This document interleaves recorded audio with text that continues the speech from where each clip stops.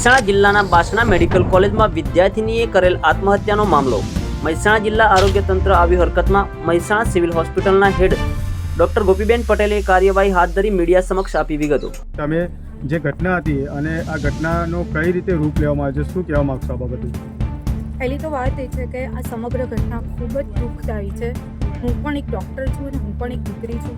જ્યારે પેરેન્ટ્સ એક દીકરીને ભણવા માટે મૂકતા હોય અને એમાં બી ડૉક્ટર બનાવવા માટે મૂકતા હોય ત્યારે બહુ અરમાનો બહુ લાગણી સાથે મૂકતા હોય છે.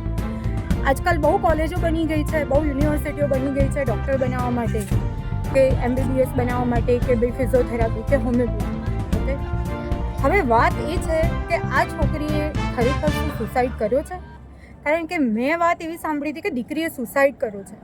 તો હું એક સુસાઇડના એંગલથી હું સમગ્ર ઘટનાને જોઈને હું દીકરીની ડેડ બોડી જોઈ, દીકરીના પેરેન્ટ્સ જોડે વાત કરી, એની બહેન એના જે ક્લાસમેટ્સ હોય એમની જોડે મેં વાત કરી, એની સાથે સાથે એના જે રૂમમેટ્સ હોય, જે બોયઝ હોય એ લોકોની સાથે બી મેં વાત કરી.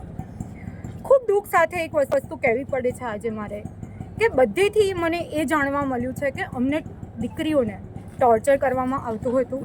ઘણી દીકરીઓએ આજે મીડિયા સમક્ષ નહીં આવીને બોલી શકે, આજે પબ્લિકની વચ્ચે આવીને નહીં બોલી શકે.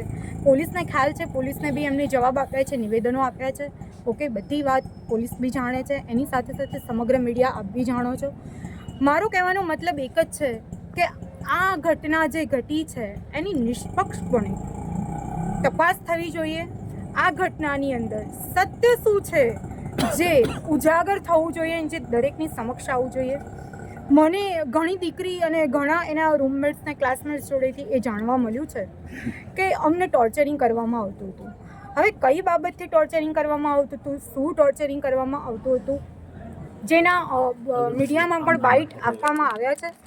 ક્લાસમેટ્સ અને રૂમમેટ્સે મીડિયામાં બાઇટ આપ્યા છે દીકરીઓએ. તમે મીડિયા સમક્ષ ઓલરેડી મીડિયાએ એને રજૂઆત કર્યું છે.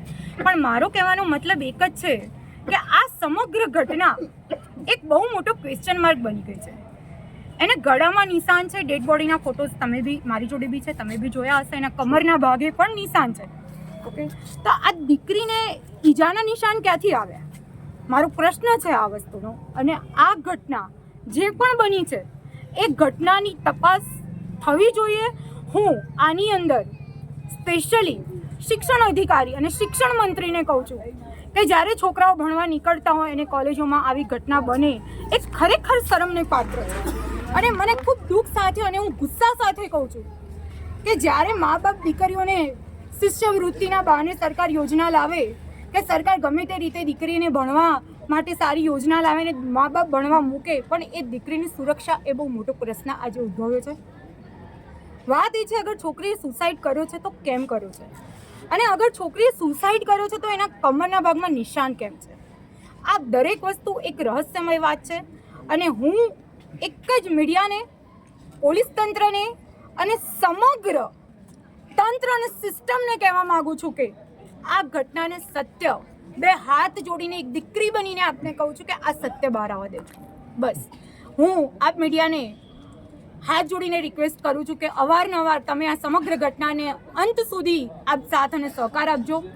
પોલીસ તંત્રને અને મહેસાણાના એસપીને પણ હું હાથ જોડીને વિનંતી કરું છું કે સાહેબ, અમે કોઈ આક્ષેપ નથી કરતા કે પ્રત્યાક્ષેપ બી નથી કરતા, પરંતુ જે ઘટના ખરેખર જે ઘટના છે, ખરેખર જે રીતે ડેડ બોડી છે, જે રીતે ડેડ બોડીના નિશાન છે, અને સમગ્ર ઘટના સત્ય સાથે બહાર આવે એટલી હું સિસ્ટમ આશા રાખું છું.